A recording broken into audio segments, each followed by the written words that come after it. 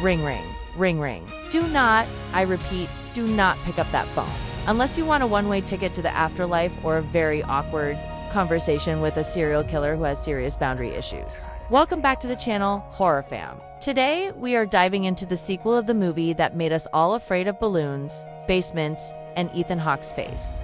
If you thought the first time around was traumatic, buckle up, because round 2 is about to be absolutely KHTLT lit. We are talking about higher stakes, crazier ghosts, and a protagonist who has officially upgraded from scared little boy to top 1 server survivor. Let's get Tikang Chuan down to business and see if our trauma-bonded siblings can survive another round of madness. The movie kicks off with a vibe that screams PTSD is real. It's been a few years since the events of the first film. Baseball Chad Finney is now in high school. He's hit puberty, got a jawline, and is trying his best to live a normal life. But let's be real. You don't just choke out a serial killer with a telephone cord and then go back to playing Minecraft like nothing happened. Finney is edgy, always looking over his shoulder, and probably sleeps with a baseball bat under his pillow. Meanwhile, his sister, the sassy psychic queen Gwen, is still the MVP of the family. Her dreams are more vivid than a 4K TV, but instead of winning lottery numbers, she's dreaming about murder. Typical. Just when they think the nightmare is over, the town of Denver gets hit with a new wave of disappearances. But this time, it's different. The kids aren't just vanishing into a black van. They are being taken by someone who is clearly a fanboy of the original killer. We call him the copycat.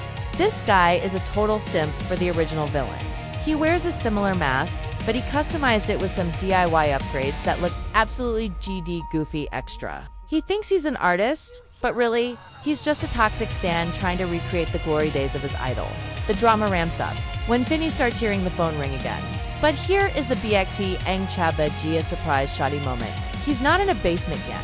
He's walking down the street and a random payphone starts ringing. He picks it up and guess who it is? It's not a telemarketer. It's the grabber himself. Yes, the ghost of the original killer is back, and he sounds salty. He's calling from the other side to tell Finney that there's a new player in town, and honestly, the grabber is offended. He's like, this new guy has no style. He's a noob. It's a weird dynamic where the ghost of the guy who tried to kill you is now essentially giving you updates on the new guy who wants to kill you. The enemy of my enemy is still a psychopath.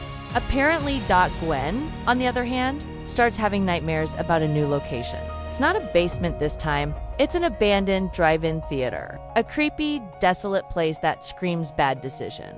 She sees the copycat playing twisted games with his victims. Gwen tries to tell the police, but as usual, the cops in this universe are NPCs with zero AI. They are useless. They look at her like she's crazy. So Gwen realizes that if she wants something done right, she has to do it herself. She's ready to carry the team again. The inciting incident hits hard when the copycat decides to make his move. He doesn't just want any random kid. He wants this river, he wants Finney. He thinks killing Finney is the ultimate achievement, like getting a platinum trophy on PlayStation. He ambushes Finney after school. Now, Finney puts up a fight. He's got hands now, but the copycat uses a taser cheater and knocks him out. Finney wakes up in the projection room of the abandoned theater. It's soundproof, dark, and smells like stale popcorn and fear. But here is where Finney shows he is built different. He doesn't cry. He doesn't beg. He looks around and starts strategizing immediately. He spots a black rotary phone on the wall. Of course, the killer put it there as a tribute. Finney picks it up. The connection to the spirit world is instant. The line is crowded. It's like a Discord server for ghosts. The victims of the copycat are on the line, giving Finney the layout of the building. They tell him where the traps are, where the exits are, and what weapon the killer is using. It's basically wall hacks for real life. The copycat enters the room, wanting to monologue about his vision and how much he admires Finney. It's super cringe. Finney just looks at him and drops a sarcastic one-liner that hurts the killer's feelings more than a punch. The copycat gets angry and decides to start the hunt. He turns off the lights and puts on night vision goggles. He wants to play hide-and-seek in the dark theater. Finney escapes the room and the cat-and-mouse game begins. This is the best part of the movie. It's pure adrenaline. Finney is crafting traps like he's Kevin McAllister from Home Alone. But rated R, he uses old film reels, broken glass, and loose wires to mess with the killer. Outside, Gwen arrives at the theater on her bike because she's 14 and can't drive. She goes into a trance state to spiritually guide her brother. She's shouting instructions into the void, and Finney can somehow hear her whispers. Their sibling telepathy is officially out. TRNHOP. The climax takes place on the roof of the theater. The copycat has Finney cornered. He's swinging a machete, looking crazy. Finney is bleeding, tired, and running out of options. Suddenly, the ghost of the grabber appears again, not as a helper, but as a distraction. The grabber manifests in front of the copycat. The copycat freezes, seeing his idol. He starts fanboying Master, "I did this for you." The grabber just laughs at him, basically calling him a cheap knockoff. This moment of distraction is all Finney needs.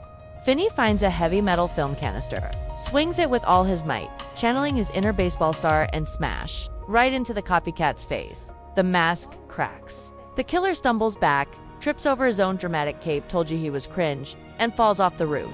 He hits the pavement with a satisfying thud. Baymao deleted instantly. Finney looks down, panting. The ghost of the grabber gives him a little nod, almost like a sign of respect, before fading away. It's twisted, but poetic.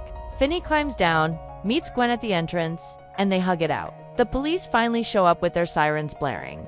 About 45 minutes too late to be helpful. Typical, the movie ends with the siblings sitting in an ambulance. They are safe. The copycat is gone. The town is safe?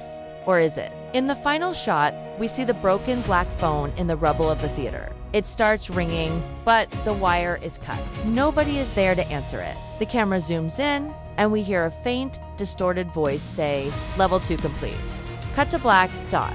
Moral of the story, trauma makes you stronger. Ghosts are the best teammates. And never underestimate a kid with a baseball arm.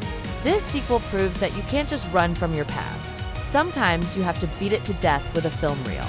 If you enjoyed this chaotic recap and want to see more survivors out, TRNH, serial killers, smash that like button like Finney smashed the villain. Subscribe to the channel so you don't bay Mal from our notifications, and hit the bell icon.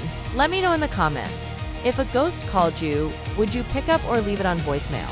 I'm definitely blocking the number. See you guys in the next video. Peace out.